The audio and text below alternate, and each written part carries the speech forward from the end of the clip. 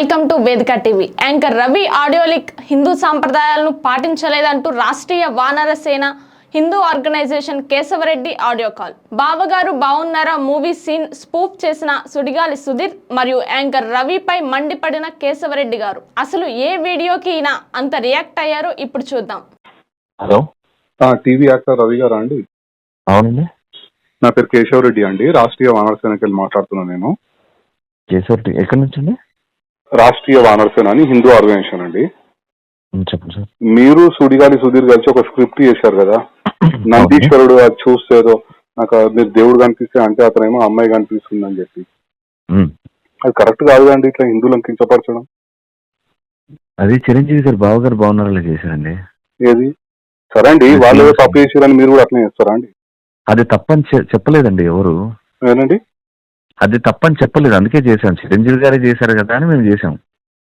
ఇప్పుడు చిరంజీవి గారు ఏ సినిమాలో చేసిన ఎన్ని సంవత్సరాల క్రితం అండి మీరు చెప్పేది? అది ఒక 20 సంవత్సరాలు ఏం వచ్చండి. సరే, 20 సంవత్సరాల కింద ఏదో చేసిరు, సో మీరు రిపీట్ చేస్తారా అండి? మీరు కూడా చదువుకున్న వాళ్ళే కదా.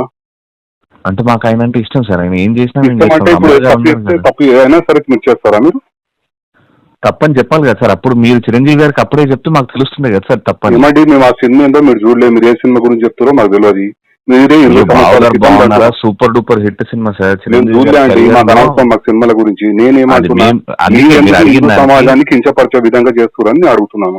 ఏం చేశాను సార్?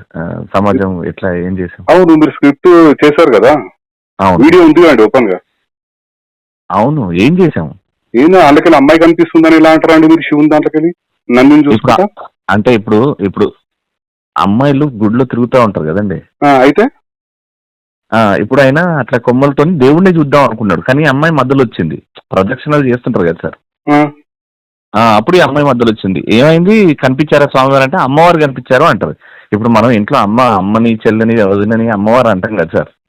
అంటారు, కానీ మీరు అంటే ప్రతిసారి ఇట్లా హిందువులను కించపరచుకుంటే మీరు స్క్రిప్ట్లు చేయొచ్చు. మీరు అంటే సమాజానికి ఇక్కడ నేను అడిగింది ఎక్కడ ఏ దేవుణ్ణి కించపరిచాము అని. అవునండి, మీరు ఇప్పుడు నందీశ్వరుడు సుధీర్ చూశాడు. సుధీర్ చూసి ఏం చూసాడు? శివుని చూసిండా అండి? శివుడు కనబడలేదండి, మధ్యలో అమ్మాయి ఉంది. మీరు కావాలనే స్క్రిప్ట్ అట్లా చేసారు కదా. మీరు స్క్రిప్ట్ కావాలని చేసి హిందువులను కించపరచుకుంటా అట్లా అమ్మాయి మధ్యలో కనిపించింది, గుడిలో అమ్మాయిలు కనిపిస్తున్నా అని ఎట్లా మాట్లాడతారండి మీరు? ఇప్పుడు పార్వతీ మాత ఉంది మన, ఇప్పుడు పార్వతీ మాతను మనం అమ్మవారని పూజిస్తాం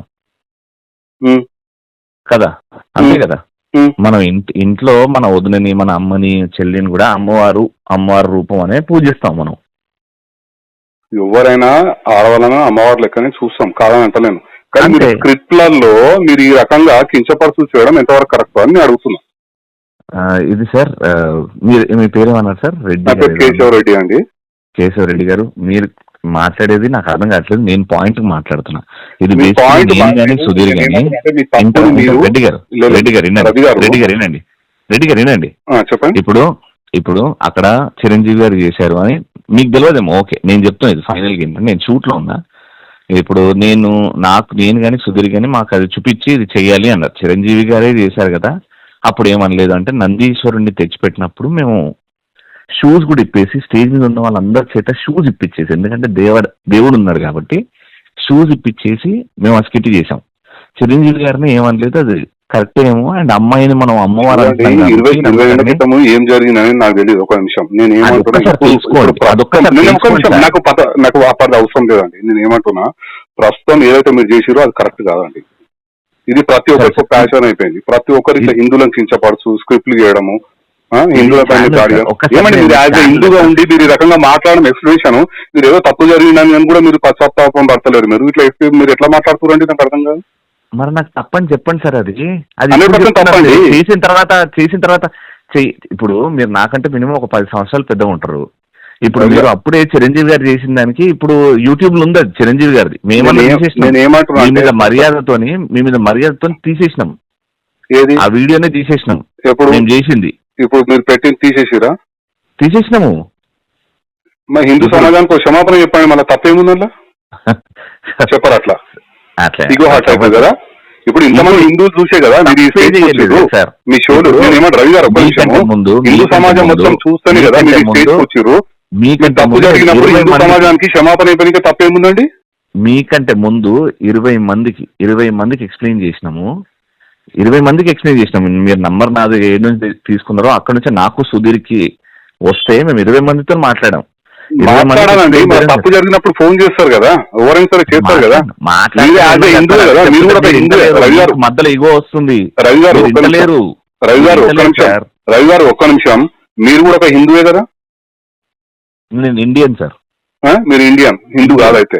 అంటే ఇట్లనే కించపరచు పోస్టులు పెడతాము, మాకు ఎవరన్నా ఇట్లా ఫోన్ చేసినప్పుడు తీసేస్తాం, అంతే కదా? మీరు ఏం చెప్పారు? ఏంటి సార్ పోస్ట్? మీరు ఇగోతో మాట్లాడితే ఏం చేయలేం సార్. ఇగోతోడు కాదండి, మీరు చేయడమే తప్పు చేస్తారు.